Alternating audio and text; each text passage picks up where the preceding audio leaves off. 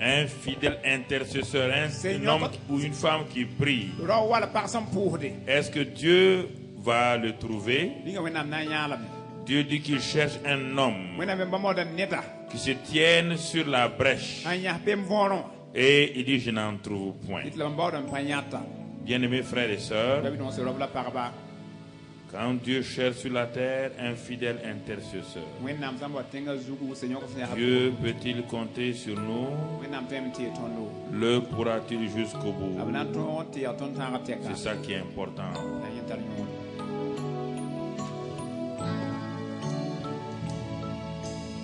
Que cela soit ta prière ce soir. Nous sommes dans le trimestre de la prière.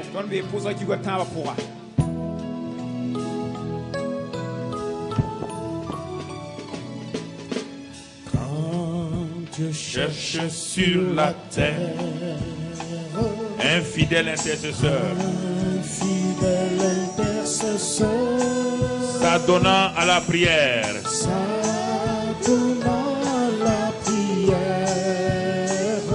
pour un monde si pécheur.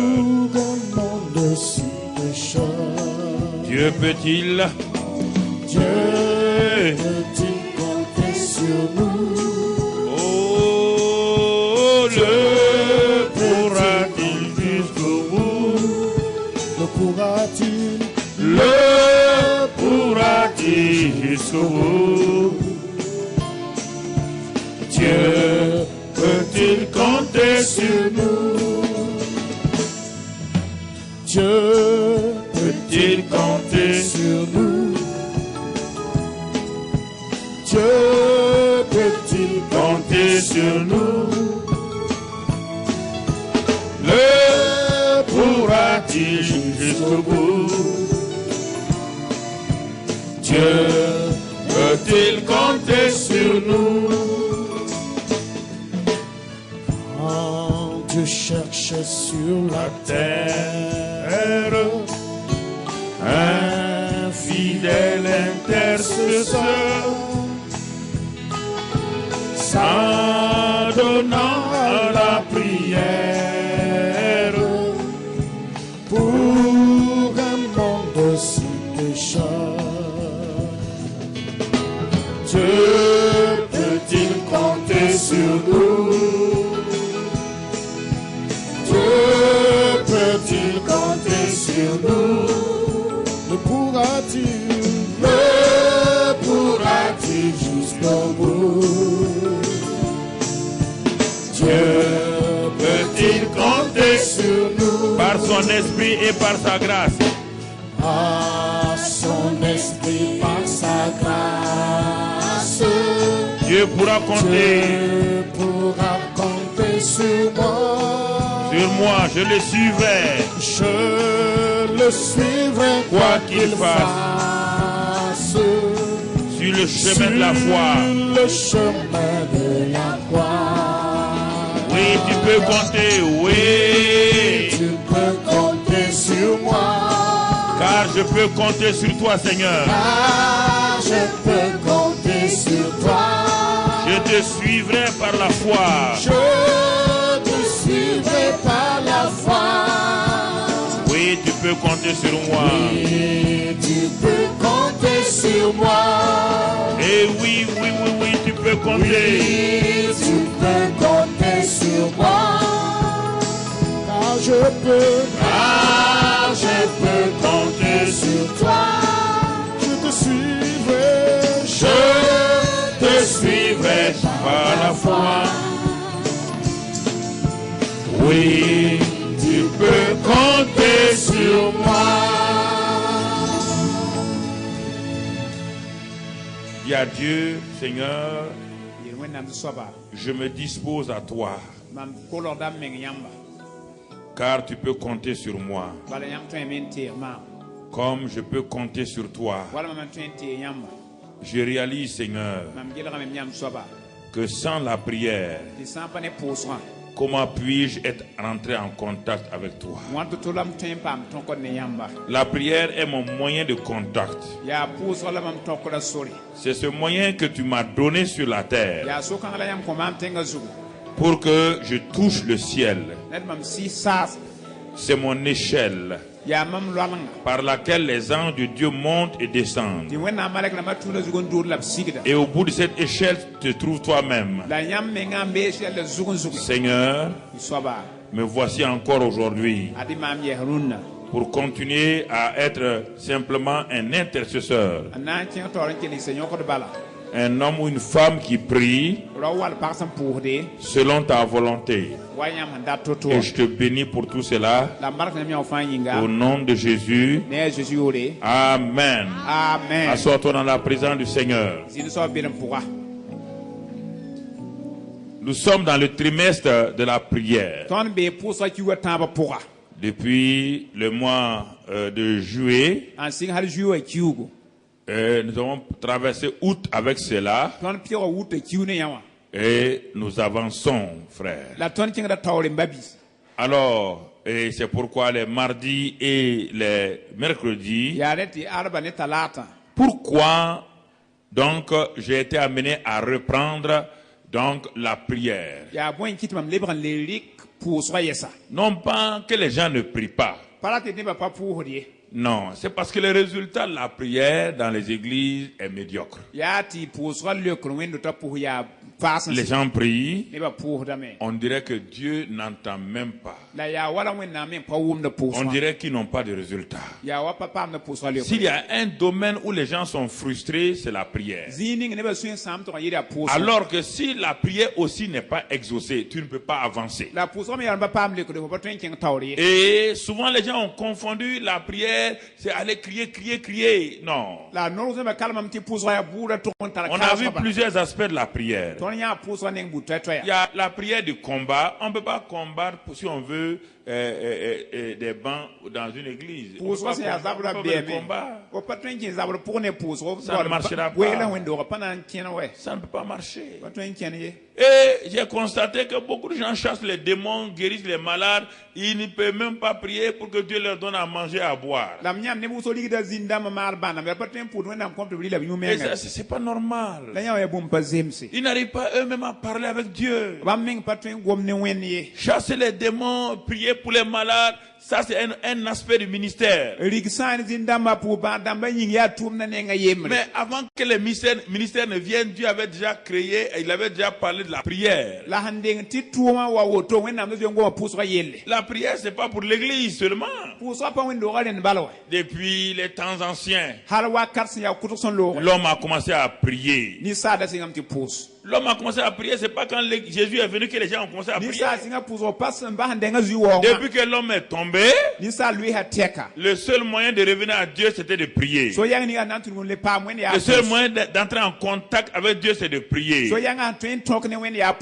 nous avons vu plusieurs prières. Nous avons vu depuis ces 2 mois-là. Et pourquoi on doit avancer. Parfois, je vois des hommes de Dieu, des femmes de Dieu qui se plaignent, je ne comprends pas. Dieu vous a donné les moyens pour que votre église grandisse. Dieu vous a donné les moyens pour avoir tout ce que vous voulez, les bancs, les chaises, tout ce que vous voulez. Et vous voulez laisser ça, vous voulez aller à gauche, à droite. Dieu vous a donné tous les moyens.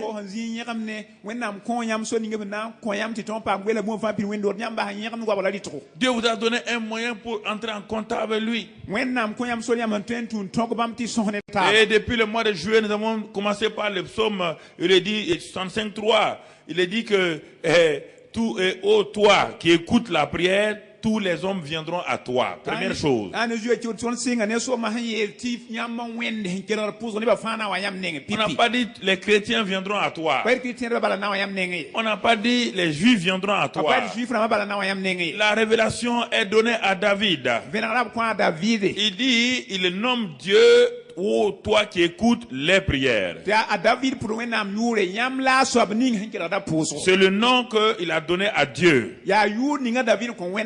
Et c'est un nom très important. C'est un des noms qui se manifeste par une expression, ô toi qui écoutes la prière. Tous les hommes viendront à toi. Et ensuite, dans le livre de Timothée, on a vu cela. Dieu dit que lui sa volonté que nous devons prier pour tous les hommes parce que lui veut que tous les hommes soient sauvés. Cela veut dire que si je ne prie pas, les hommes ne seront pas sauvés. Si je ne prie pas, mes parents ne seront pas sauvés. Mes amis ne seront pas sauvés. Écoutez, frères et sœurs, Dieu nous dit cela.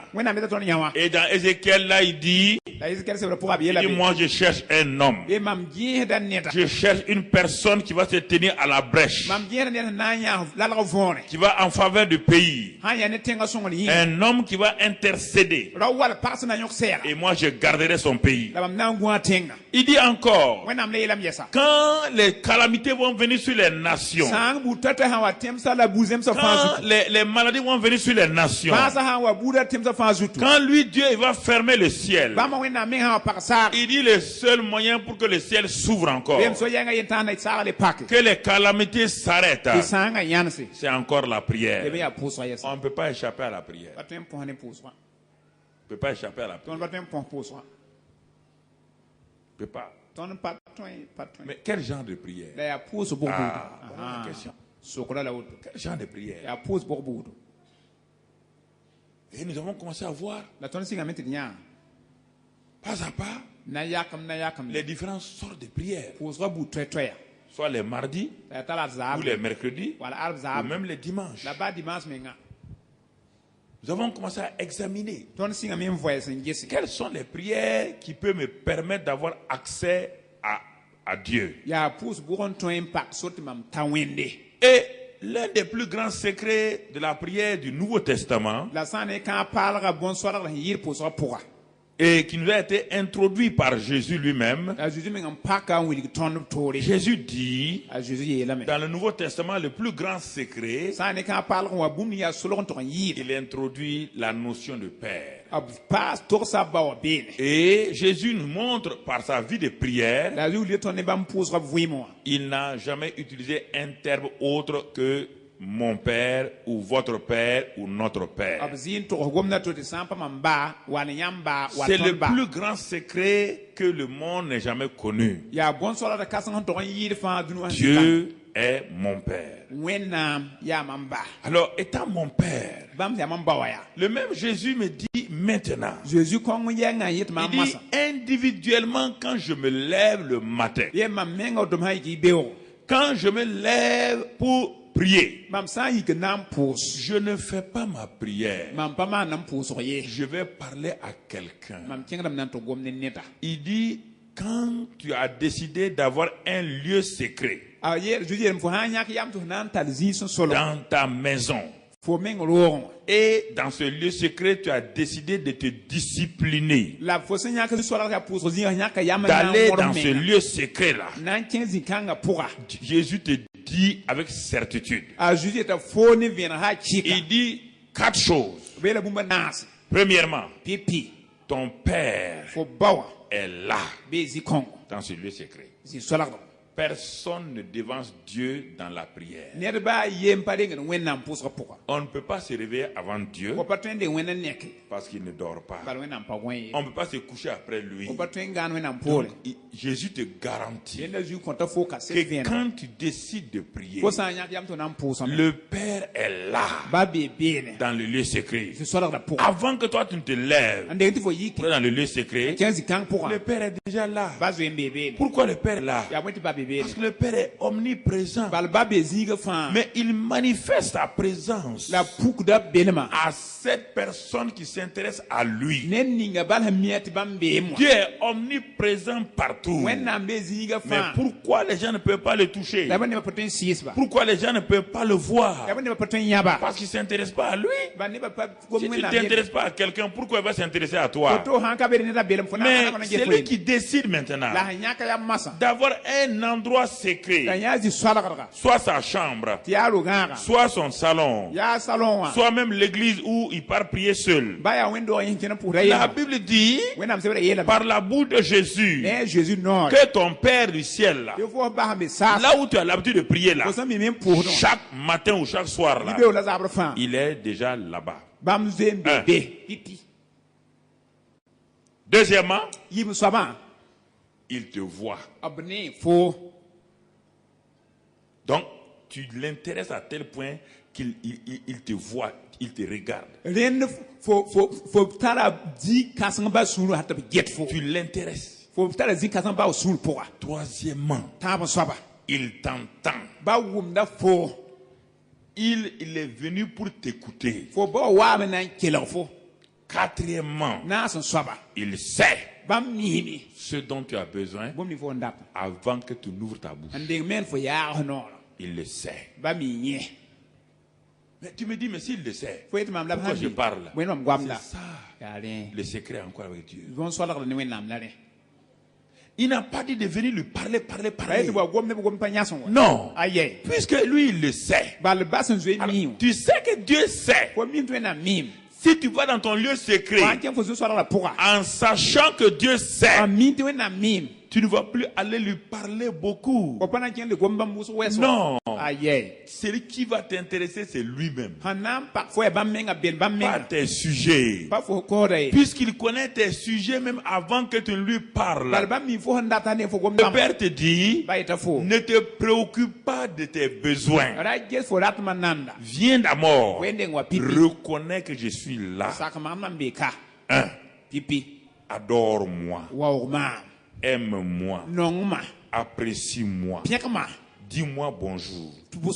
Combien de gens disent bonjour à Papa Dieu le matin? Combien? Le mot bonjour vient de qui? De lui-même. Quand il a créé les jours, il a dit quoi? C'est bon. Donc les hommes ont tiré le bonjour de quoi? C'est ce que Dieu m'a dit. Donc Dieu même se disait chaque jour, il disait bonjour à lui-même. Il dit c'est bon. Bonjour. Bonjour. C'est ça le bonjour. Dieu se disait à lui-même comme ça. C'est pas toi qui as inventé le mot bonjour. Ce n'est aucun homme. C'est lui-même qui a inventé ce terme-là. Pour se parler, quand il a fini, il se note, il dit bonjour. Alors, je pose la question. Donc tu vois, 4 choses.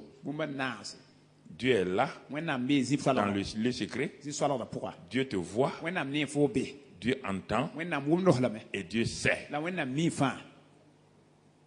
C'est pour que je dis maintenant, ces 4 choses-là, si tu acceptes ça, alors quand tu viens, dis-moi, notre Père qui est aux cieux, que ton nom soit sanctifié. Ne me parle pas de tes problèmes. On a vu ça là. Je suis en train de faire une révision. On a déjà vu ça. On a vu ça il y a 2 semaines, 3 semaines. Quand tu sais ces 4 choses-là, je suis là. Je vois, j'entends, je sais. Il dit alors, commence à dire, notre Père qui est aux cieux, je te salue. Commence à lui dire, j'honore ton nom.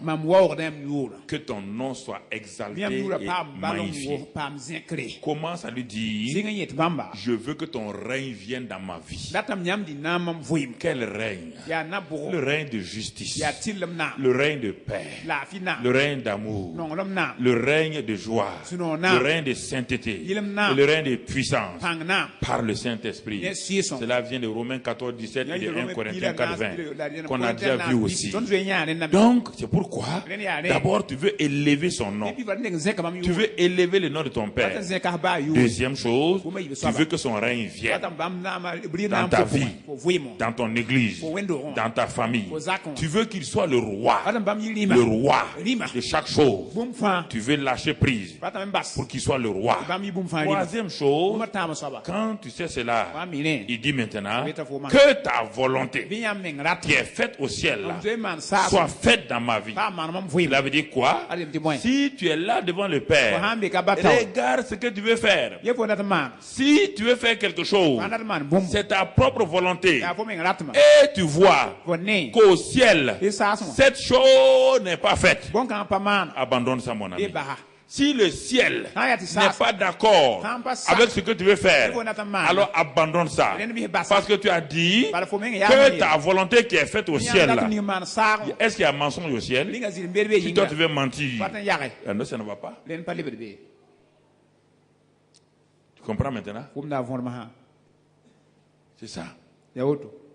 Tout ce qui n'est pas au ciel là, abandonne ça ici. Il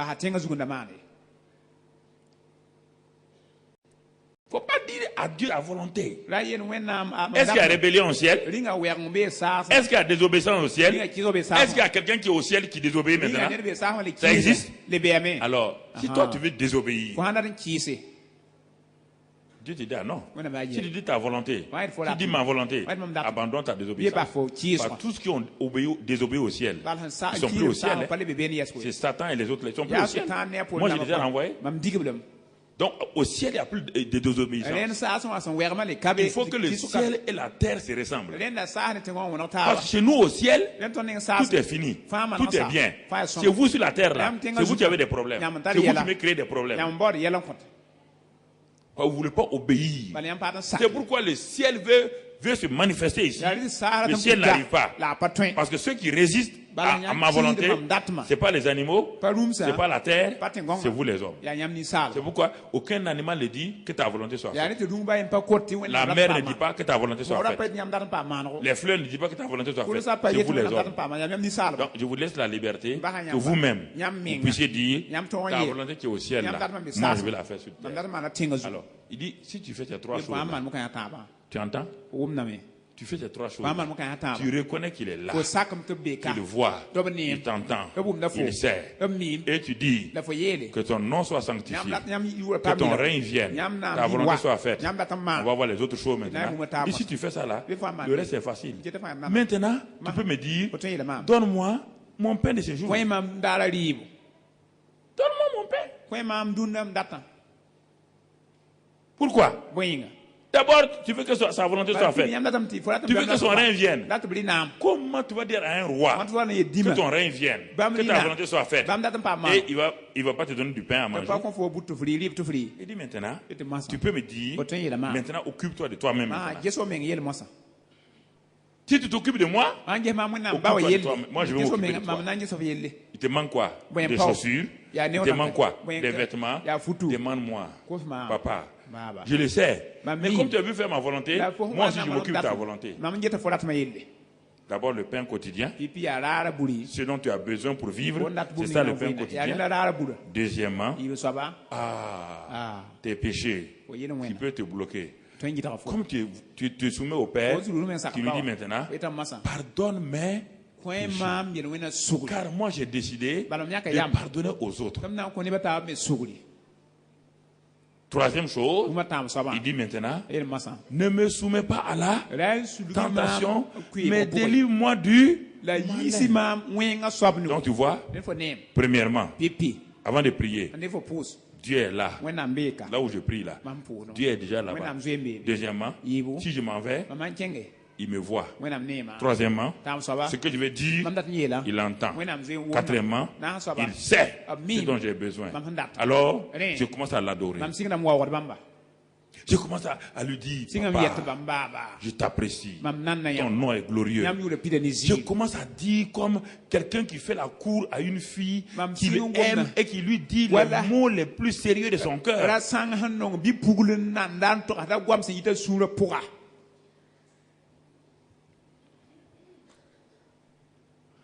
Alors, bien aimés frères et sœurs, voici quelque chose d'important.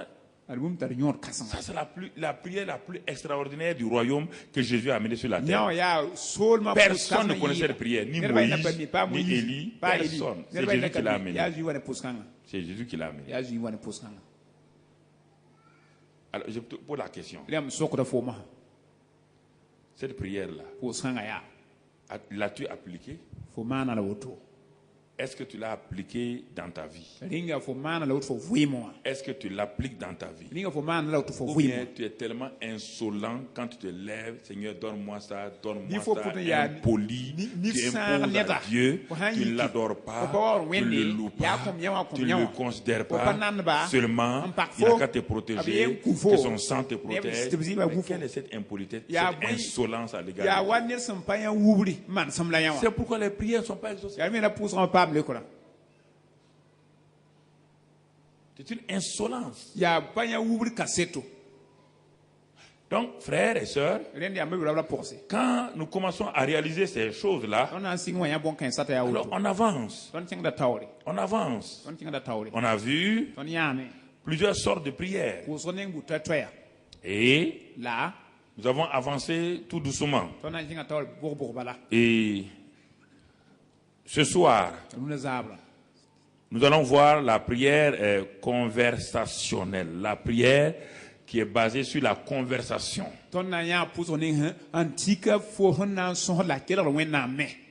Ça, c'est important. La prière, elle est toujours un dialogue, une conversation. Si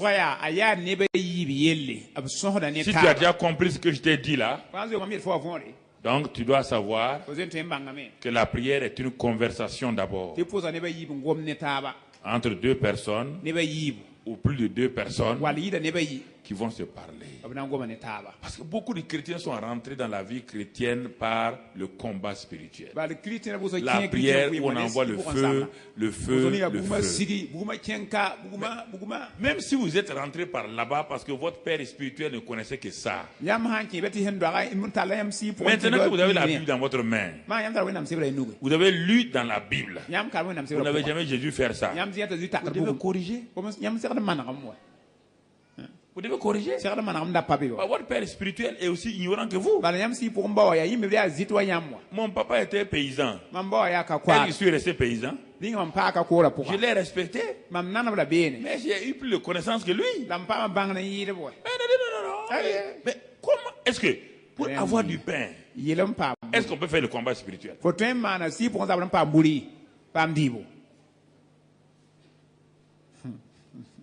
Hier, on a vu. Hier, avant de commencer la prière, on a vu quelqu'un qui veut amener ses parents ou ses amis qui sont perdus à Christ. Jésus l'a enseigné à ses disciples. Un des disciples a dit à Jésus, enseigne-nous à prier comme Jean-Baptiste l'a enseigné à ses disciples. Jésus a commencé le Notre Père. Et puis il arrive à un endroit. Il dit, voici comment vous devez gagner vos parents à Christ. En tout cas, ce que moi j'ai appliqué pour avoir ma mère et mes frères. Je n'ai pas appliqué autre chose. Je n'ai pas crié, je n'ai pas dit qu'ils sont sorciers. Je n'ai pas envoyé le feu sur eux. Non. Jésus dit, vous deux vous venez là. Jésus dit simplement, il dit, je voudrais un troisième, comme ça. Un troisième, venez là, montez là, parce qu'ils vont vous voir. Voilà. Mettez-vous voilà, là. Cet homme-là, viens là. Il veut qu'un de ces, nous avons appelé hier un des parents amis. Parce que Luc 11 nous dit, il parle de deux amis. Un homme qui a deux amis. Voilà ses deux amis. Lui-même, il a un besoin. Il est en train de... Il souffre, il sait qu'il est converti et il sait que ce que son père fait là. Si son père là meurt, il va aller en enfer. Même son père est gentil avec lui. Son père paye toute sa scolarité. C'est un bon papa. Mais là où il est là, dans cette situation-là, s'il meurt, c'est l'enfer.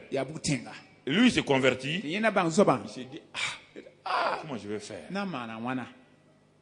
Jésus a dit déjà la prière qui marche pour les amis perdus. Et il appelle son papa là. Jésus l'appelle son ami. Son ami. Et il a compris ça. On a vu dans Luc 11. Il a un ami. C'est celui-ci, c'est son papa. Il aime son papa. Et la Bible dit dans ce passage-là que cet ami est venu à minuit chez lui. Il est fatigué, il est vide. Plus il regarde son papa, plus il voit qu'il est vide, il n'a rien. Il a l'argent, il est gentil, c'est un bon papa qui est prêt à payer ses études pour tout. Mais lui, c'est pas ça qui l'intéresse. Il sait que si son papa meurt là, malgré sa gentillesse là, ils ne se verront plus. C'est terminé pour l'éternité. D'abord, il commence à courir. Il envoie le dire que c'est les sorciers qui ont arrêté ton papa. Il envoie le feu. Il envoie le feu. À force d'envoyer le feu sur son papa maintenant est complètement courbé. On n'envoie pas le feu sur le papa, ni un mari, ni une femme, ni les enfants. Tu n'as jamais vu dans la Bible. Tu n'as jamais vu dans la Bible. Pourquoi tu pries des prières anti-bibliques?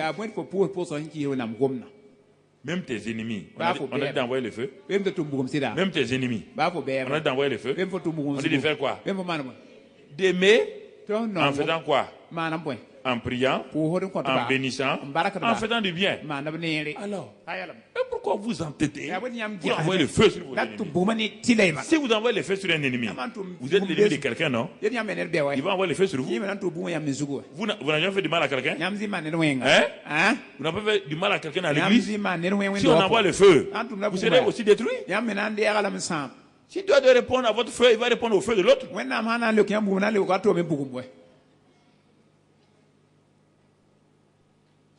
Sinon Dieu serait injuste. Qui tu es pour envoyer le feu sur quelqu'un? Qui?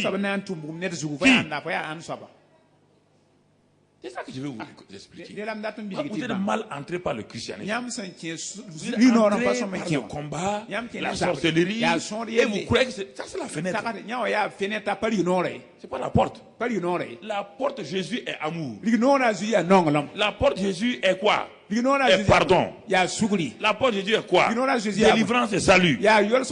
C'est ça Jésus. Alors nous revenons à notre ami. Bon, il se demande comment gagner son papa. Est-ce que les disciples ont dit enseigne-nous à prier? La première prière qu'il leur a enseignée après notre Père, c'est comment gagner leurs parents à Christ. C'est la chose la plus importante pour nous tous. Il dit, il vient dire à cet ami-là, cet ami-là, qui est Dieu, il vient plaider. Il dit, tu es mon ami. Tu es mon grand ami. J'ai un ami qui est venu de voyage. En ce temps, son papa est à la maison. Il est fatigué. Il est languissant. Il n'a rien. Lui, c'est ça la prière. Il est en train de parler à quelqu'un. C'est ça, il est en train de parler à quelqu'un de son papa. Il dit, il est venu, il est fatigué, il est épuisé. Et je me suis rendu compte que moi-même, je n'ai pas de force pour l'amener au salut. J'ai examiné ma foi, j'ai examiné la puissance, j'ai examiné mon amour. Il n'y en a pas suffisamment. Je ne suis pas patient pour amener papa à Christ. C'est ça qui manque à la plupart d'entre vous.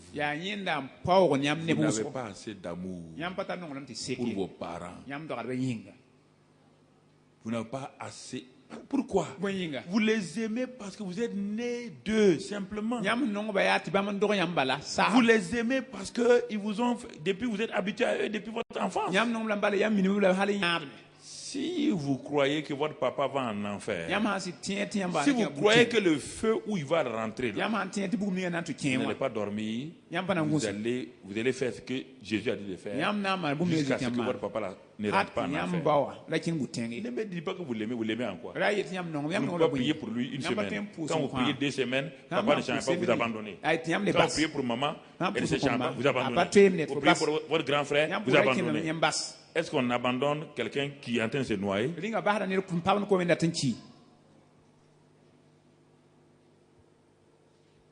Voyez là, frère. On ne vous demande pas d'aller faire des combats spirituels. On vous demande la prière d'importunité. Il est en train de plaider. Il est en train de parler. Je n'ai pas de pain. Je n'ai pas assez de vie abondante à moi pour passer à quelqu'un d'autre. Ma foi là ne peut pas attirer mon père. Ma vie chrétienne d'aujourd'hui là, je n'ai pas assez, comme je dirais entre guillemets, de vie abondante pour attirer mon père. Parce que mon père là, il est aveuglé. Il y a un monde de ténèbres qui est autour de lui. Quelqu'un l'a enveloppé, l'a aveuglé. Et c'est pourquoi je m'en vais chez mon grand ami. Je m'en vais plaider la cause de papa. Et il est en train de frapper à la porte. Il supplie son ami que lui, il a besoin de 3 pains. Il a besoin de 3 pains. Les 3 pains là, c'est quoi? Il vous dit l'amour, et la puissance, les 3 pains, c'est ça. Et la foi. J'ai besoin de ces 3 pains. J'ai remarqué, je me suis assis, j'ai regardé. Il n'y a pas suffisamment d'amour. Il n'y a pas de foi. Il y a pas de choses là dans moi. Alors, je commence à plaider. J'importune le trône de la grâce. Chaque jour. Et quand je m'en vais voir papa, il n'a pas changé d'un iota. Mais moi, je ne regarde pas le changement extérieur de papa. Je continue à regarder mon ami. C'est lui que j'importune. Je lui parle de tout mon cœur. Je lui parle de tout mon cœur. Et la Bible dit que s'il ne se levait pas son ami là, s'il ne se levait pas à cause de leur amitié, il va se lever à cause de l'importunité. Jésus nous livre le papa lui-même. Jésus nous livre le papa et nous dit que lui, son papa là, si on l'importune, à un moment donné, il ne peut pas avoir lui casse la tête, il va nous donner. Jésus même nous livre papa. Il nous dit le secret de papa. Vous entendez? Jésus nous donne le secret de papa.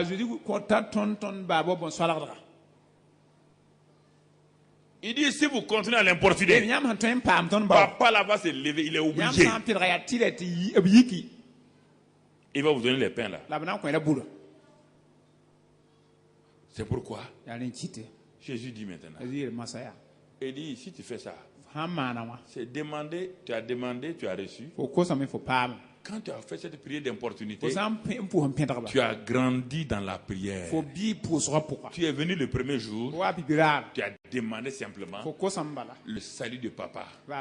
Dieu n'a pas répondu. Et il te regarde, il dit, ah bon, tu veux que ton papa soit sauvé seulement. Simplement. Tu es resté là-bas. Ça n'a pas marché. Le même passage dit, demandez, vous recevrez. Si ça ne marche pas, le même passage dit maintenant, il dit cherche, tu trouveras. Maintenant, va un peu plus loin. Va un peu plus loin. Et tu as vu, ça ne marche pas.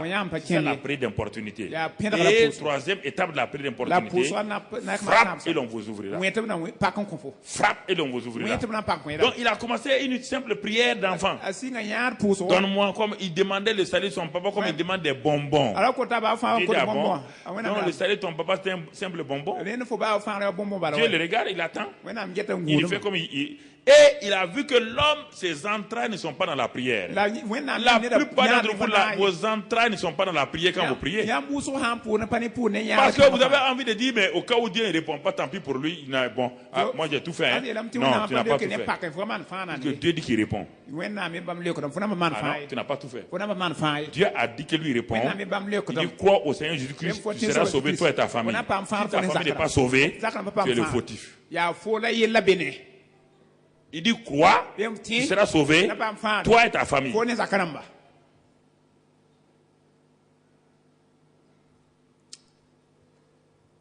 Il n'y a pas d'argument. Arrêtez de vouloir convertir le monde entier. Qu'est-ce que Billy Graham a dit? J'ai gagné le monde entier, j'ai perdu ma famille. Le plus grand évangile de tous les temps. Il a perdu ses enfants. Qui n'obéissaient plus à Dieu. Il a perdu.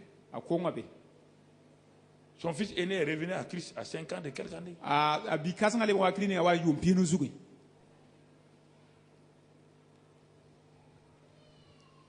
Vous courez, vous voulez sauver tout le monde. Ceux qui sont autour de vous, ils ne sont pas sauvés.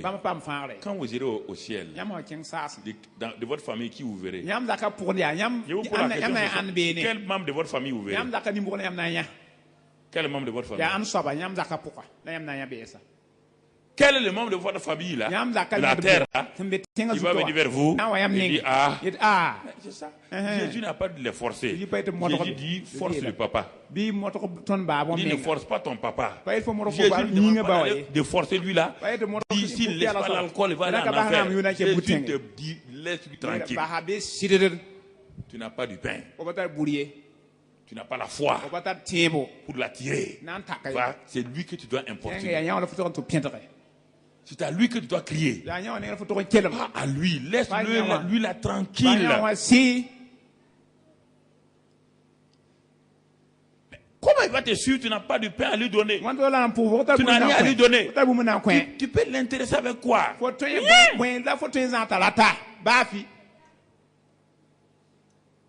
chez lui. Demande. Si ça ne marche pas, cherche.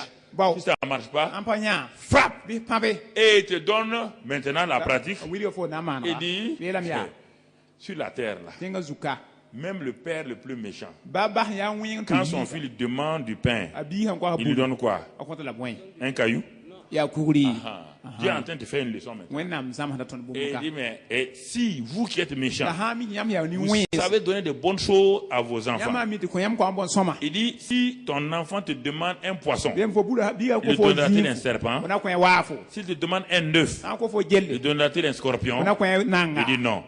Alors si vous les hommes de la terre, malgré votre méchanceté, vous n'avez jamais fait cela, à combien plus forte raison le Père Céleste donnera-t-il le Saint-Esprit? Alors, en réalité, on vient à la conclusion de Jésus maintenant. Ce qui manque à beaucoup de gens pour avoir leurs parents, c'est la puissance du Saint-Esprit. C'est là qu'il conclut maintenant.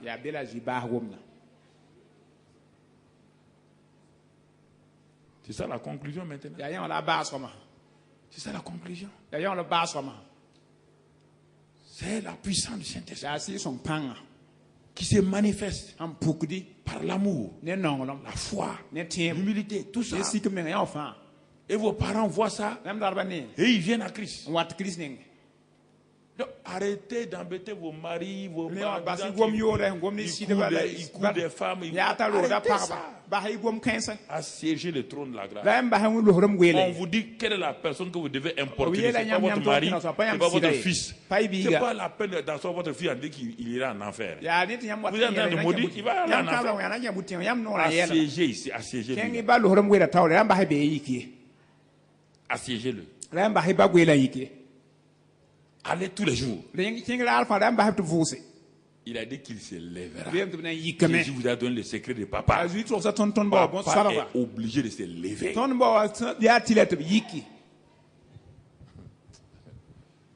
Ok. Il est obligé de se lever pour vous donner. Pour vous donner.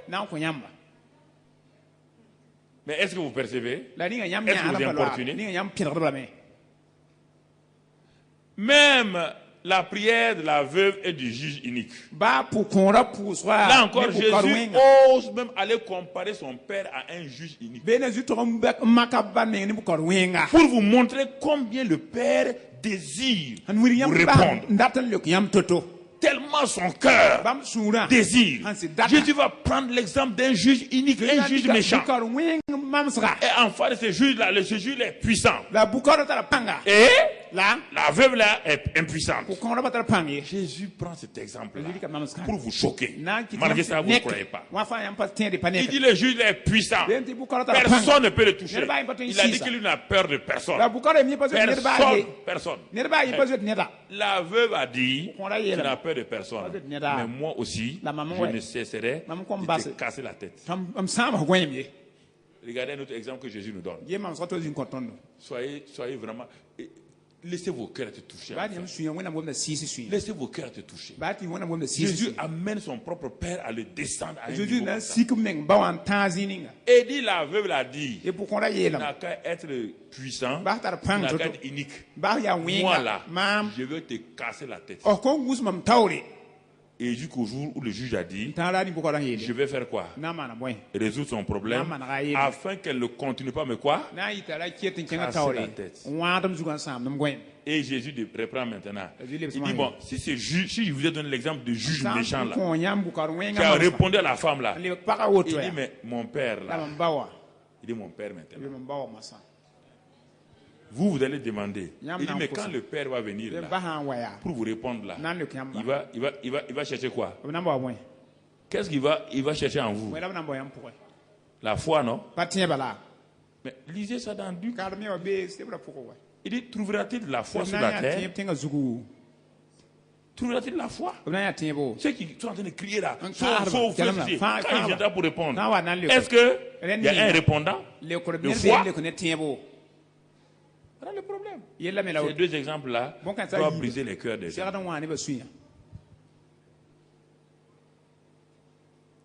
Doivent briser les cœurs des gens. Parce que quand tu pries, quelque chose se passe sur la terre. Quand tu pries, tout ce qui enveloppe ton papa là, ta prière là, monte au ciel et commence à descendre sur le papa. La prière là monte d'abord au ciel. Et le témoin fidèle qui est au ciel, là, qu'on appelle Jésus là, il dit au Père, tu vas répondre à cet homme là sur la terre. Car je suis mort pour son papa et lui là, il est mon ami. Tu réponds maintenant. C'est ça la prière. Pas la peine d'aller fatiguer à envoyer le feu sur les gens.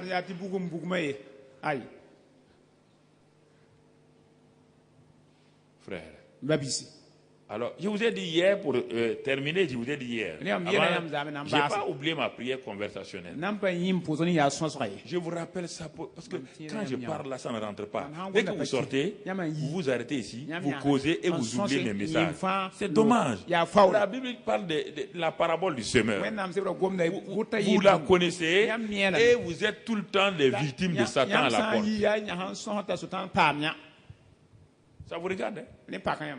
On dit que quand une parole est donnée, que les oiseaux viennent. Ce qu'on a sémé là.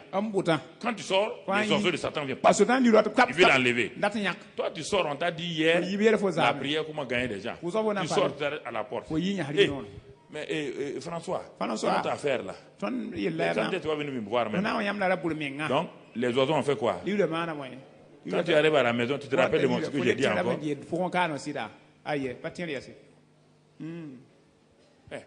Bon, c'est ça qui fait. Écoutez, c'est très important. C'est ça qui amène des problèmes. Tu dois garder ton cœur plus que toute autre chose. La Bible dit, garde, Proverbe 4, garde ton cœur parce que de là-bas vient la vie. Garde-le. Satan convoite ton cœur. Il convoite ton cœur. Et je vous ai dit hier que ce couple qui a déménagé dans un quartier, leur désir c'est de gagner des âmes. Et depuis le début de l'année, tu n'as même pas gagné une seule âme à Christ. Ce n'est pas normal. Ce couple a dit, c'était un couple bien, ils sont bien riches, ils ont tout. Ils ont dit, mais notre argent, tout ça, c'est bien. Mais nous, il faut qu'on gagne des gens maintenant. Il faut que nous aussi, on envoie des gens au paradis. Est-ce que tu envoies des gens au paradis? Vous venez régulièrement. Vous voulez qu'on prie pour vous. Vous voulez, bon, le jeune d'Esther, comment demain? Tu vas aller là-bas. Après le jeune d'Esther, tu auras fait quoi? Qui as-tu envoyé au paradis? Qui de ta famille? C'est ça. Dans le naturel, chaque enfant veut qu'on l'envoie en France pour faire ses études avant, c'est ça. On dit, ah oui, papa, envoie-moi en France, envoie-moi aux États-Unis, envoie-moi au Canada. Les parents faisaient tout pour envoyer. Ils souffraient comme ça pour envoyer. Toi, tu ne veux pas faire comme ça pour envoyer tes parents au paradis.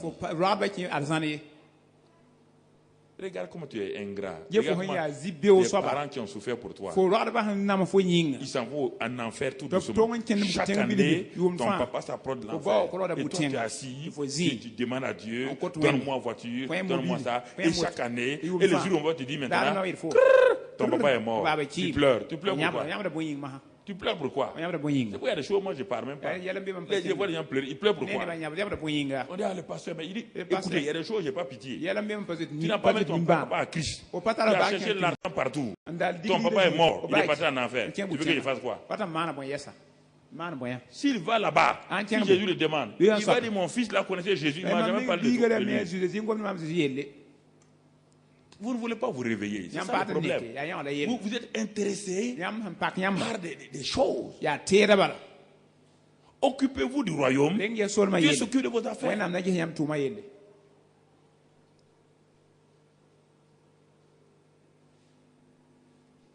Il a déménagé.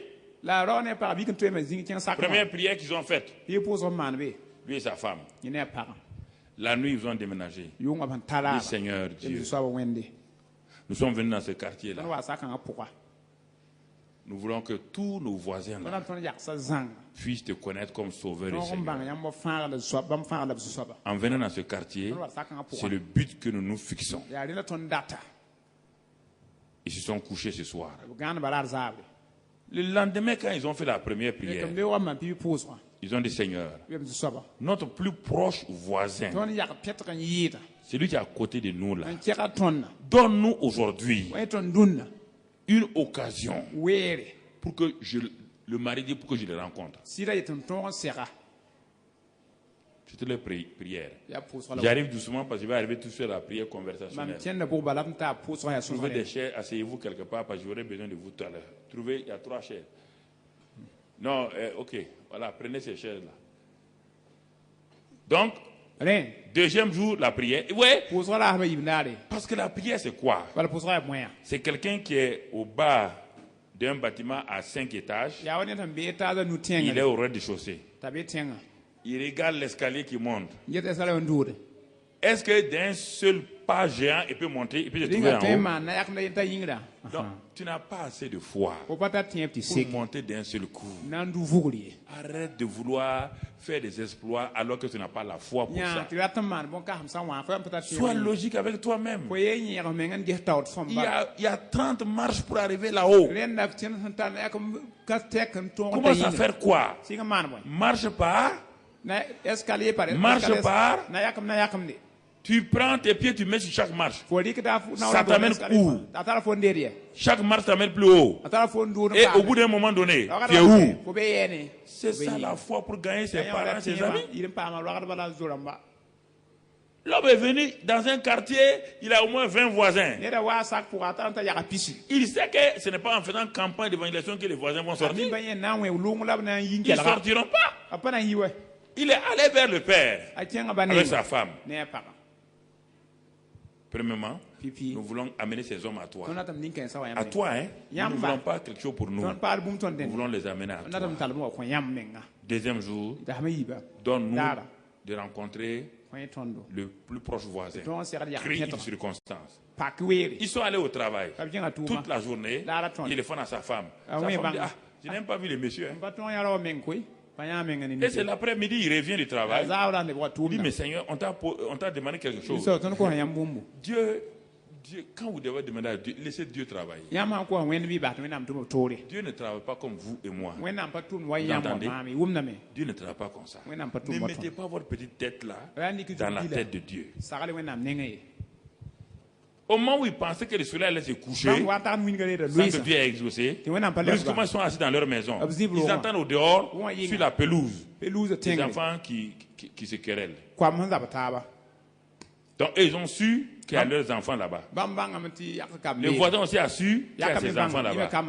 Les deux pères ont fait quoi? Ils sont tous les deux sortis. Quand ils sont arrivés, le chrétien là dit à l'autre papa là, il dit non, moi, je sais que ce sont mes enfants qui ont provoqué la bagarre. Pardonnez-nous, hein. Pardonnez-nous. Quand tu dis ça à quelqu'un, au lieu de condamner son fils, tu condamnes ton propre fils. Est-ce qu'il n'y a pas un repos? L'homme est devenu calme. Et puis ensuite, il a dit maintenant, il dit, s'il vous plaît, je suis le nouveau voisin. Je suis monsieur Intel. À l'autre aussi, je suis monsieur Intel. Ils n'ont pas été exaucés. Ils sont rentrés. Il a dit à sa femme, Dieu a exaucé la deuxième prière. Est-ce que c'était difficile? Donne-moi de le rencontrer aujourd'hui. Il ne l'a pas rencontré? Okay. Ils ont prié le lendemain matin. Troisième jour, troisième marche. Maintenant, Seigneur, révèle-moi ce que cet homme-là aime. Qu'est-ce qu'il aime le plus? Et en faisant une enquête, il s'est rendu compte, Dieu l'a amené. Mais pour demander à quelqu'un où tu viens d'arriver, pour quelqu'un savoir ce qu'il aime, c'est difficile. Mais en demandant seulement comme ça, il a su que le voisin là, il aime le football. Ils n'ont pas été exaucés. Troisième prière, 3 résultats. Oui ou non? Vous voulez prier que l'homme là tombe maintenant, qui se casse les bras. Comme ça, vous allez lui parler de Jésus. Dieu ne cassera pas le bras de quelqu'un. Arrêtez de faire des prières inutiles qui marchent. Exercer l'amour. Troisième prière. Troisième exaucement. Non, leur foi n'est pas en train de monter. Leur foi monte, oui ou non? C'est ça, frère. Quatrième prière. Seigneur, donne-moi de l'amener au stade. Donne-moi 2 billets. Je vais l'amener au stade. Si on vous dit ça, vous allez dire au nom de Jésus, Satan arrière de moi. Le problème, c'est que vous êtes trop religieux. Trop religieux. Est-ce que le stade est pire que votre maison? Les bagarres qu'on fait dans votre maison, c'est un stade, non? Au stade, on joue ballon. Mais dans votre maison, on joue quoi? On joue des poules. À quoi? Alors, donc, le stade est mieux que votre maison? Il y a des insultes dans votre maison. Il a eu 2 billets. Il est parti frapper à la porte de son voisin. Le voisin. Vraiment, il y a un match bien demain là. Le voisin dit ça c'est fort. Mais j'ai 2 billets. Il y a un billet gratuit là. Le voisin dit, il a pris le billet. Ils sont dans la même voiture. Ils sont allés au stade. Ils sont revenus. Vous entendez? Je suis à 5e maintenant. Il dit, on va inviter sa femme et sa famille, ils vont venir manger chez nous. Quand tu as donné un billet de football à quelqu'un, tu l'invites pour manger, est-ce qu'il va refuser? Mais donc, sûrement déjà, le voisin devait dire à sa femme, le nouveau voisin il est bien. Hein? Ils les ont invités pour manger. Ils n'ont pas parlé des péchés, de tout. Quand ils ont fini de manger, ils ont dit aux voisins, bon, nous sommes chrétiens, quand nous finissons de manger, nous lisons un peu la Bible. Ils ont dit, non, pas de problème. Ils ont lu, et puis ils ont rendu grâce à Dieu. Il dit, bon, on vous accompagne. C'est pas fini. Est-ce qu'ils ont dit, répands-toi maintenant. Au nom de Jésus, répands-toi. Seigneur, soyons intelligents. Soyons intelligents. Vous voyez? Ainsi de suite. Ils ont mangé. Le surlendemain, le monsieur est chef de cellule. Dans son église, on lui a confié une cellule. Il est parti voir son voisin. Le pasteur m'a confié une cellule. C'est dans tel quartier.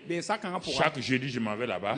Est-ce que vous pouvez m'accompagner? Le monsieur a dit sans problème, je n'ai pas un programme. Il dit à sa femme, je n'ai pas de programme. Il a accompagné le nouveau voisin.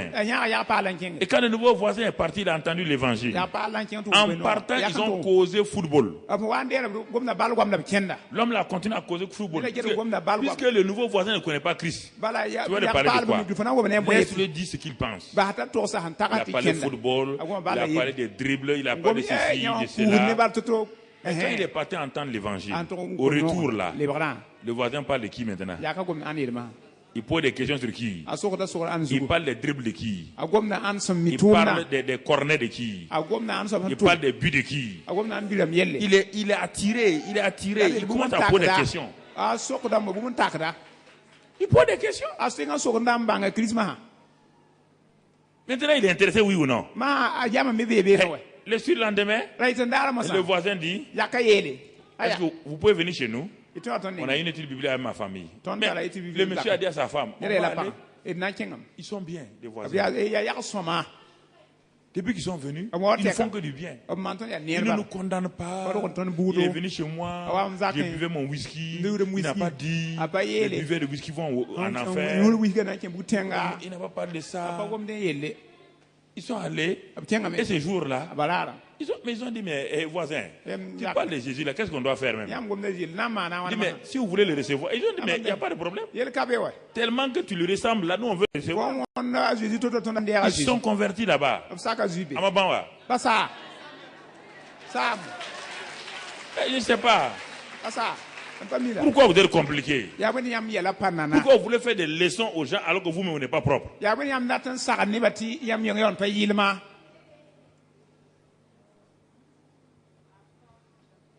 c'est important. Apprenez à aimer les gens. Apprenez à donner ce que vous avez. Comme vous n'avez pas ça, vous ne pouvez pas donner. Vous ne pouvez pas donner.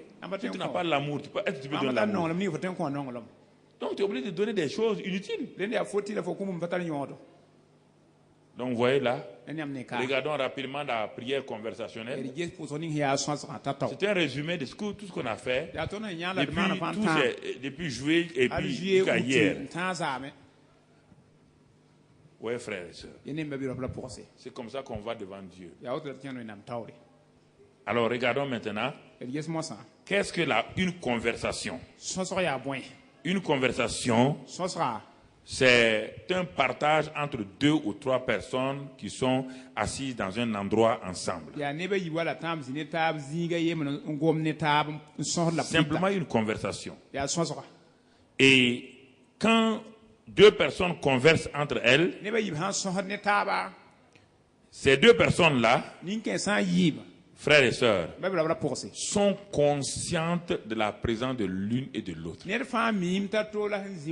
ne pouvez pas causer avec quelqu'un, dialoguer et converser avec quelqu'un sans être conscient de sa présence. Plus vous causez avec lui, plus vous prenez conscience de ce qu'il est, même ses réactions, son visage, vous commencez à découvrir cet homme-là. Plus vous causez avec lui, au bout de 20-30 jours, vous commencez à connaître ses intentions, ce qui est en lui. Dans la conversation, on ne demande pas des choses, on partage. On ne demande pas donne-moi ça, ce n'est plus une conversation. La conversation, c'est un partage. C'est partager avec cet homme-là ou cette femme-là. Et vous êtes conscient de sa présence, de ses sentiments, de ses réactions. Donc vous commencez à le découvrir. Ça c'est la conversation. Deuxième élément de la conversation. Nous devons apprendre à gracieusement laisser s'exprimer l'autre. Dans une conversation, on ne tient pas seul le micro comme une prédication. Vous parlez et vous laissez l'autre s'exprimer. Ça, c'est la conversation. Sinon, vous faites une prédication. Et si vous faites une prédication à quelqu'un avec qui vous avez un intérêt, sans lui demander son avis, ça ne marchera pas. La prédication est un élément de toute la vie chrétienne, mais ce n'est pas l'élément essentiel.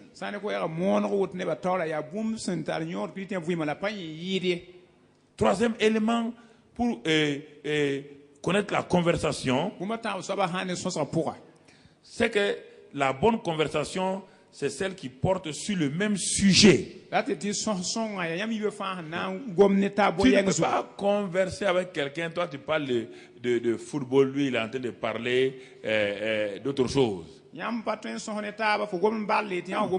pas parler de deux sujets qui s'opposent. Ou bien tu ne sautes pas des sujets comme cela. Tu parles au hasard. Ça, c'est pas une conversation. Non. Alors, ça c'est la conversation. Maintenant, la prière conversationnelle. Donc, il y a des éléments de la conversation, mais qui se fait sous forme de prière. Et ça, c'est très important. Bien-aimés frères et sœurs, ceci est très, très, très, très important.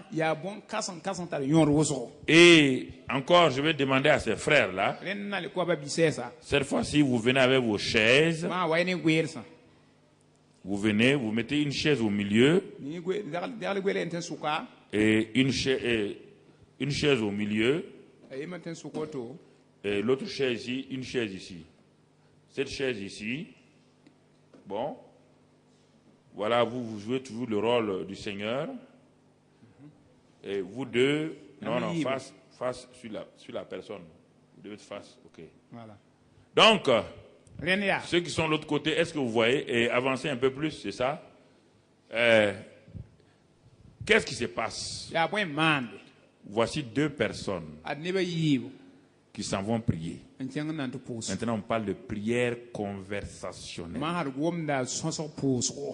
Ils s'en vont pas prier l'un, il ne prie pas, lui ne prie pas celui-ci, lui ne prie pas celui-là. Non, la prière est centrée sur qui? Là où deux ou trois sont réunis en mon nom, dit Jésus, je suis au...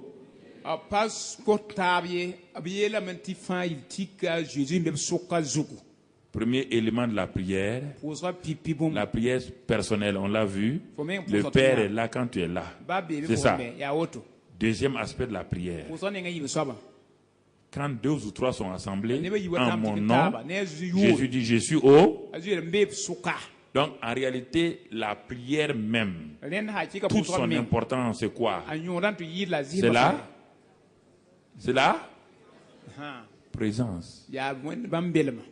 Prends ta chaise et va là-bas. Ces deux-là, ils prient là. Leur prière a une importance. Hein? Ils sont en train de parler l'un à l'autre simplement. Ils sont en train de faire ce qu'on appelle une simple conversation. Oui ou non? Mais est-ce qu'ils sont en train de faire la prière conversationnelle? Par la prière conversationnelle s'adresse à qui? À lui? À lui? À qui? C'est lui qui est là. Mais où vous partez pour prier? On dit, on va faire. Maintenant, allez, alléluia. Satan. Donc, qui est au milieu de vous? Non. Quand vous attaquez Satan, là, qui est au milieu de vous comme ça? Satan, Dieu est où?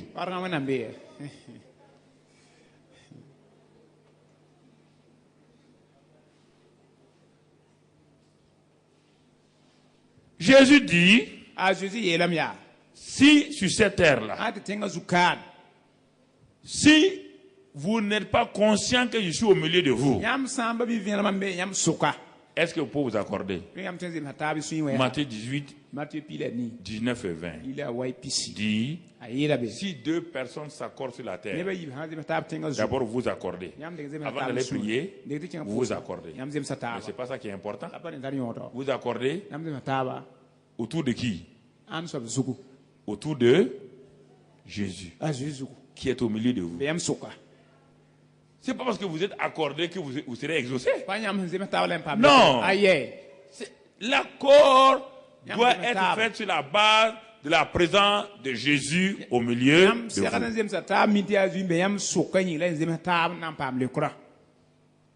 Donc, reviens. Jésus est là.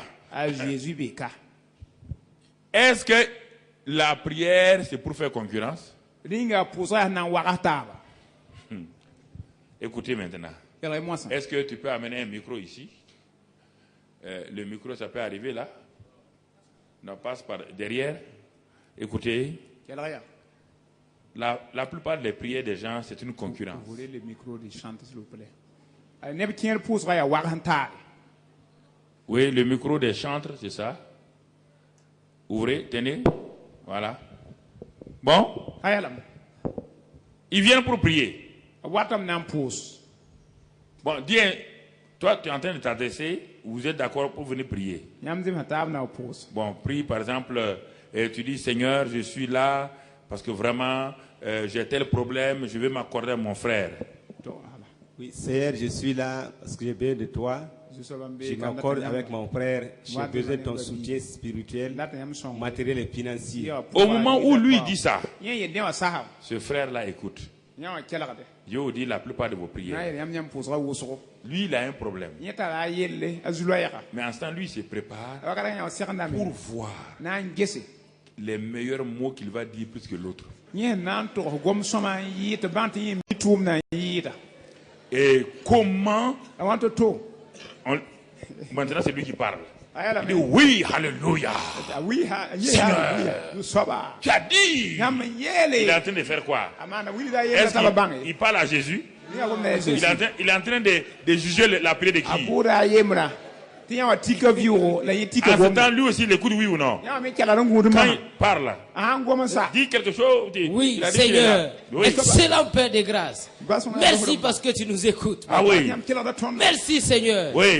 Oh, tu es le très bon Dieu. Tu as dit de ne pas faire de longues prières.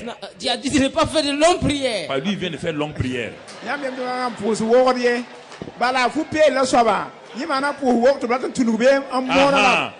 Bon, maintenant, quand il a fini, lui va prier. Qu'est-ce qu'il va dire? Seigneur, parfois les longues prières sont importantes. Oh oui, parce qu'il faut savoir s'exprimer. Ils sont en train de faire quoi? Ils sont en train de faire quoi? De se boxer? Instant Jésus est là. Est-ce qu'il parle à Jésus? Quand ils ont fini, ils vont dire Alléluia. Est-ce que Jésus a entendu? La plupart du temps, quand vous priez, quand vous entendez le voisin prier, au lieu de l'écouter, vous cherchez des mots. Vous cherchez des images.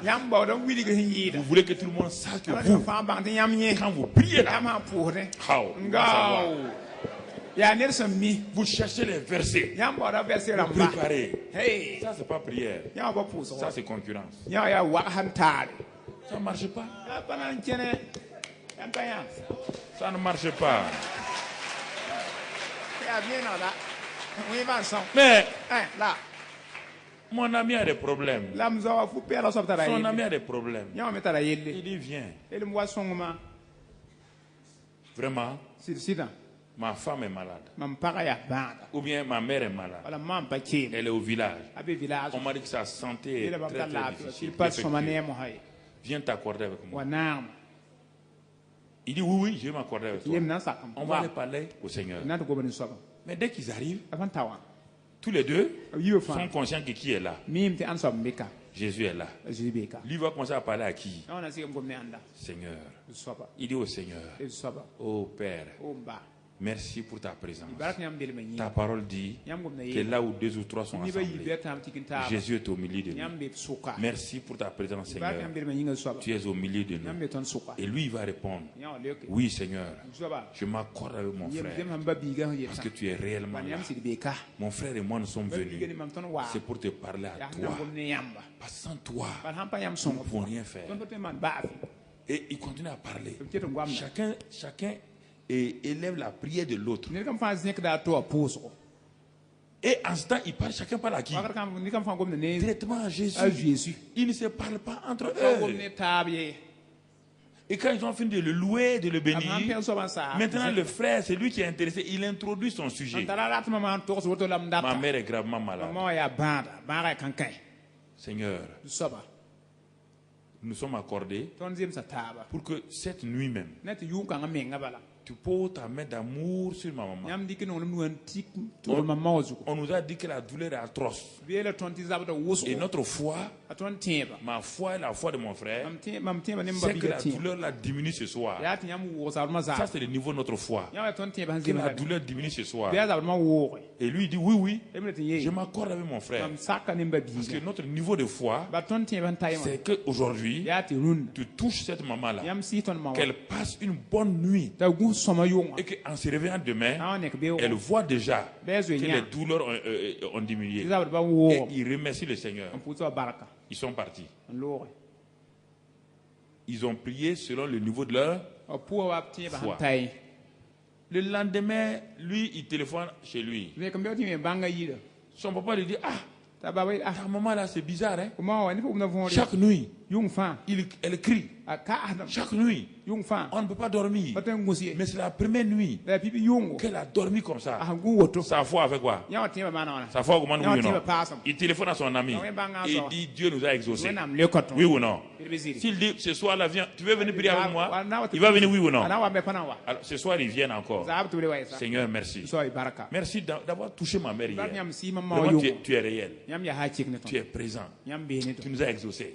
Il commence à le louer. Lui le loue et il le loue ensemble. Après il dit Seigneur, maintenant nous allons faire un pas avec toi.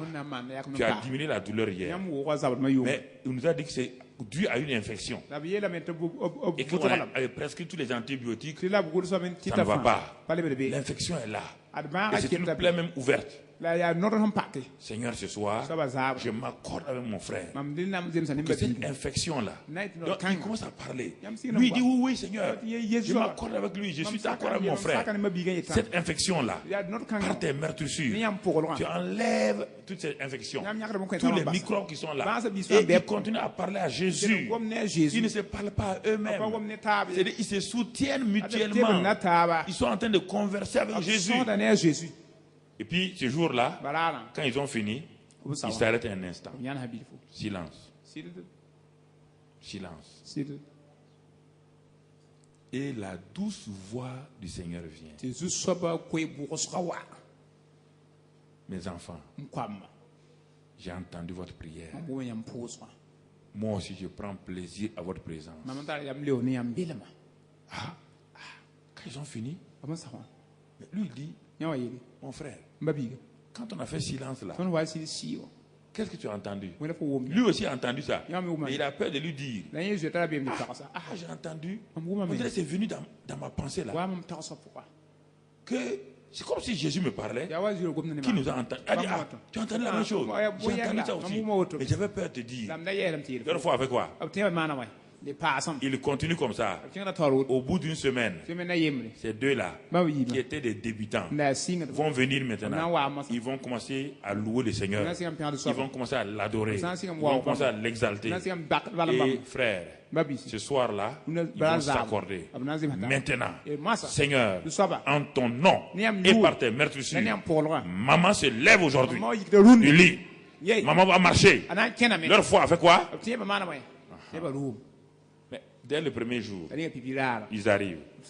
Lui, il dit, les docteurs ont dit qu'on donne 2 jours à ma maman. Viens, on va prier. Viens, on va prier. Lui, il prie. Seigneur, tu ressuscites maman maintenant. Maintenant, lui dit Alléluia. Et dans son cœur, il dit, mon vieux, toi, tu as...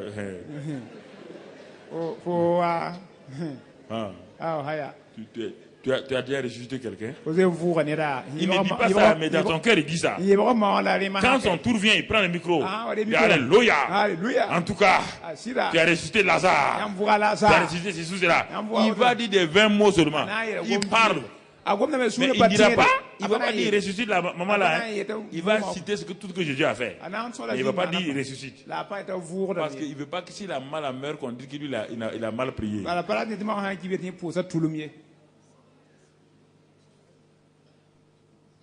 Vous voulez aller évangéliser. Lui, il dit à son ami maintenant, c'est lui qui chante. Il dit, moi, le nouveau quartier où nous sommes là, vraiment, je sens qu'il y a des âmes à gagner. Il y a beaucoup de gens qui sont perdus dans le quartier. Est-ce que tu peux venir, on va vraiment évangéliser le quartier? Lui, il dit, mais on ne peut pas évangéliser sans prière. Il dit on va aller prier. Car le sauveur des âmes est là, Jésus. Allons le voir. Et ils s'accordent, ils viennent. Ils louent le Seigneur. Ils bénissent le Seigneur. Ils lui rappellent que toi, Seigneur, tu as dit d'aller et de prêcher la bonne nouvelle. Mon frère, lui dit, mon frère a dit que dans son quartier, il y a des âmes à sauver. Mais vous ne pouvez pas être journaliste comme ça. Peut-être ce premier soir-là, vous pouvez prier que Dieu dispose vos cœurs pour qu'en venant demain, vous allez vous accorder. Mais si toi tu viens, tu dis, oh Seigneur, sauve tous les gens du quartier. Lui, sa foi est là-bas. Sa foi n'est pas là-bas. Donc, vous devez vous accorder. Frère, tu veux que le quartier là soit sauvé. Tu veux combien de personnes? Quelle est ta foi? Moi, ma foi, c'est 2 personnes par mois. Ok, tu es sûr, vérifie, hein? C'est le niveau de ta foi comme ça. Oui, 2 personnes par mois. Alors, si même lui, il a une plus grande foi, il doit abaisser sa foi au niveau de qui? Au niveau de lui. Parce que lui, il a la foi de 10. Lui, il a la foi de 2. Est-ce qu'ils sont d'accord? Il n'y aura pas d'exaucement. Il faut d'abord examiner entre vous deux avant de venir. Quand vous êtes venu à 2 maintenant, vous êtes en train de parler à Jésus. Quand lui va dire 2, lui aussi dit 2, il m'accorde. Quand ils s'en vont, ils vont avoir les 2. En venant demain, il peut passer à 3, oui ou non. Et lui, il va tirer. Parce que lui, il voulait 10. Mais son ami est à 2. Il va lui dire, tu as vu? On a eu 2 hier. Donc, est-ce que tu peux monter à 3? Avec hésitation, il va monter. Quand ils vont avoir 3, la prochaine fois, 4. Mais lui, c'est lui qui a la locomotive. Il est en train de tirer son ami. Ils sont en train de parler à Jésus. La prière conversationnelle commence comme ça quand vous êtes à 3. Mais si vous êtes seul, quand vous êtes seul, merci, asseyez-vous. Quand vous êtes seul, vous devez converser avec le Seigneur. Vous devez converser avec le Seigneur. Et dans la prière conversationnelle, par exemple, ces 2 là, et quand on va passer au trio, vous allez comprendre ce que c'est. Vous devez former un cercle. C'est le meilleur moyen. Quand vous voulez prier, vous mettez vos chaises autour comme ça. Pour être le plus proche les uns des autres. Aussi, vous ne voulez pas vous mettre à genoux, trouvez une table autour de laquelle vous asseyez. Il faut que vous soyez proches, que les uns et les autres suivent. Ne croyez pas qu'il faut crier. Ne croyez pas qu'il faut faire des grands gestes. Apprenez à prier simplement. Et votre foi sera affermie pour les grandes choses. Vous voulez prier pour remplir le stade du 4 août alors que vous n'avez même pas rempli votre case de 4 août. Ça ne marchera pas. Votre foi ne peut pas remplir votre case du 4 août. Et vous voulez déjà remplir le stade du 4 août. Votre foi, si vous louez le stade du 4 août là, si votre foi était 2 personnes, vous trouverez au stade du 4 août combien de personnes? 2. Un stade de 35 000, vous allez avoir 2 personnes. Et en ce moment, le diable va faire quoi? Le diable va vous ridiculiser. Et même la foi des 2 personnes va faire quoi? Va partir. Frères et sœurs, l'affaire de foi, la foi grandit. On parle d'une foi croissante. La foi croissante. Parce que la foi est un grain de moutarde.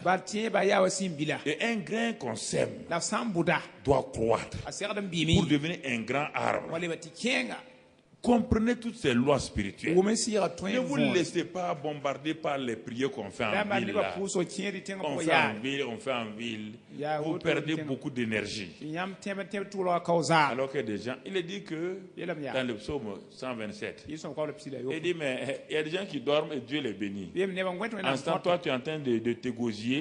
Dieu ne t'écoute pas. C'est pas la quantité, c'est pas le tonus de ta voix que Dieu répond. Non, frère. Je vous parle en connaissant de cause. Ce n'est pas parce que tu as crié le plus que Dieu va te répondre.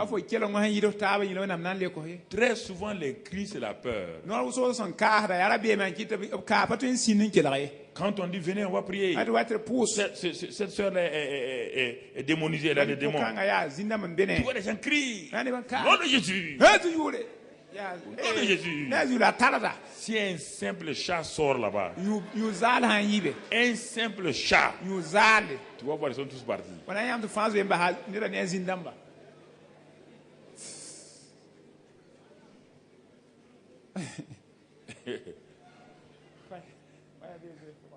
Non, je vais raconter. Peut-être ils sont en train de regarder notre missionnaire aux États-Unis. Ils arrivent un jour chez eux pour rentrer. Et puis il y avait une vieille maman et son mari qui était assis dans l'autre côté de leur maison. Ils viennent pour rentrer et brusquement il y a un chat noir qui apparaît quelque part. Chat noir. Sa femme dit Holy Ghost fire. Oh, Holy Ghost Holy Ghost fire. Quand il a dit ça, le vieux et la vieille ont disparu avec leur chaise. Ils sont rentrés. Chacun dit, mais Holy Ghost fire, c'est quoi? Mais au bout d'un certain temps, ils sont ressortis. Ils ont demandé à la femme du missionnaire, mais pourquoi tu dis Holy Ghost fire? Qu'il y avait un chat noir qui parlait de Ils ont dit, tu vas voir ici. Un chat noir, tu dis Holy Ghost fire. Holy Ghost fire sur un chat.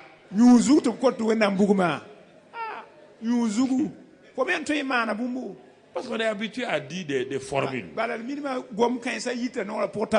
Holy Ghost fire. Le feu du Saint-Esprit sur un chat.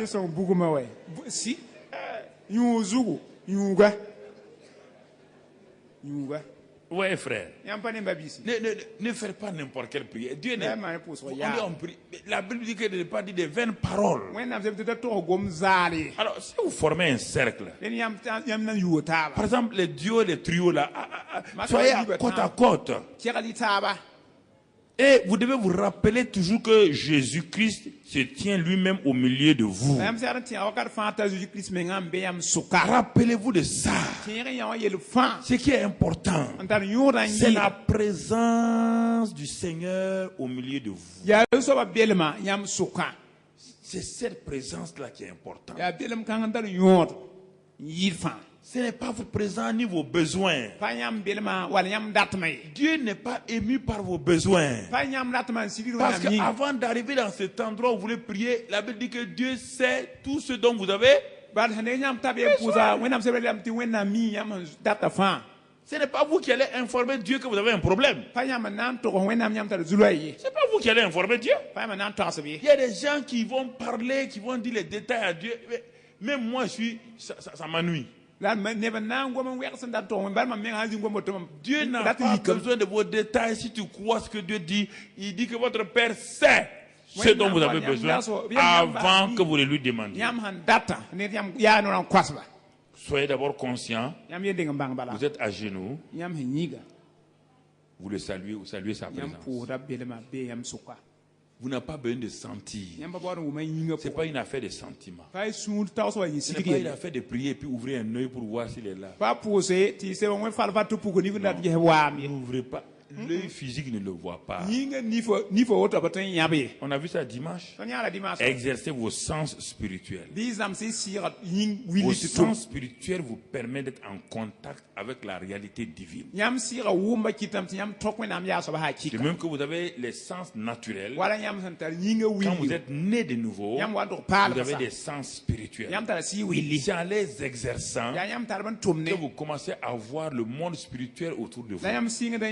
Vous pouvez prier pendant un an autour de Jésus sans sentir sa présence. Mais pourtant, il est là. Et les gens sont là.